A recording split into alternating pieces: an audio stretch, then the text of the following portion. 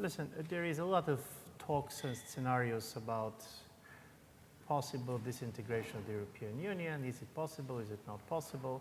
I do believe that taking anything for granted is problematic, but it's also very important to realize that if something like this is going to happen, this is not going to be the result of the periphery going wild. If you go back to history and look at the Habsburgs, at the Soviet collapse, of Yugoslavia disintegration, it's always the revolt of the center. So from this point of view, we should try much more to look, is there a moment in which countries like Germany and France can decide that European project does not work for them anymore? And this is the critical moment if we're trying to understand how big the risk of European disintegration is. And from this point of view, it makes a lot of sense to try to rethink the history of the European Union if we want to understand how we want to think about the future of it. And my suggestion is to try to look at the European Union as three different European projects. First, the post-war, post-1945 project. And this has a crisis of its own because the memory of the World War II is fading away, because Europeans cannot believe anymore that hard power doesn't matter, even in Europe, and also because the relations with the United States are going to change structurally, nevertheless of who is going to win the next American elections. There is also the post-1968 Europe of rights, and nevertheless that the language of rights remains at the heart of the European project, and this is not going to change. The major change is that when we talked rights, in the last years, we always had in mind the rights of the individual and the rights of the minorities.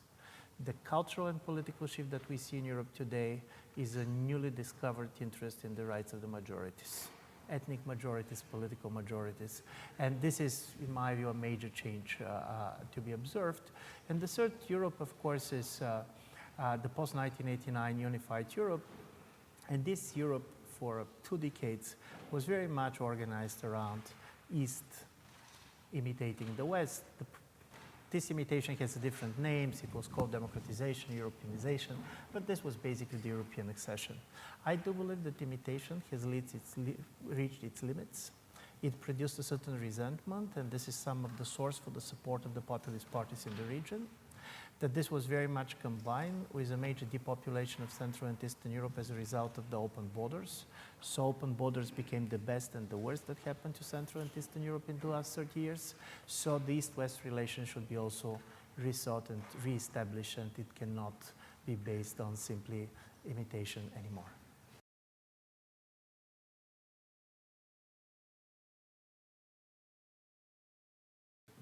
Ivan Krachev décrit de manière très convaincante l'effondrement de 3 modèles européens, celle de 45 de l'après-guerre, celle de 68 et des droits de l'homme, celle de 89 et de l'unité européenne retrouvée. Ce qui est intéressant de voir derrière ces 3 effondrements successifs, et qu'on sent bien dans la lecture des ouvrages d'Ivan Krachev, c'est ce qu'il fait défaut aujourd'hui, c'est le projet européen. C'est un projet européen fédérateur et qui est aujourd'hui en déshérence. Pourquoi aujourd'hui sommes-nous unis en Europe? Qu'avons-nous à partager? Qu'avons-nous à faire ensemble? Aujourd'hui, peu de gens arrivent à répondre à cette question de manière parfaitement convaincante. Et on voit bien que c'est ce défi auquel aujourd'hui les démocraties européennes sont confrontées, que ces questions, les défis, les différentes formes que peuvent prendre cette interrogation et les différentes crises européennes prennent des formes distinctes, s'incarnent différemment en fonction des contextes nationaux.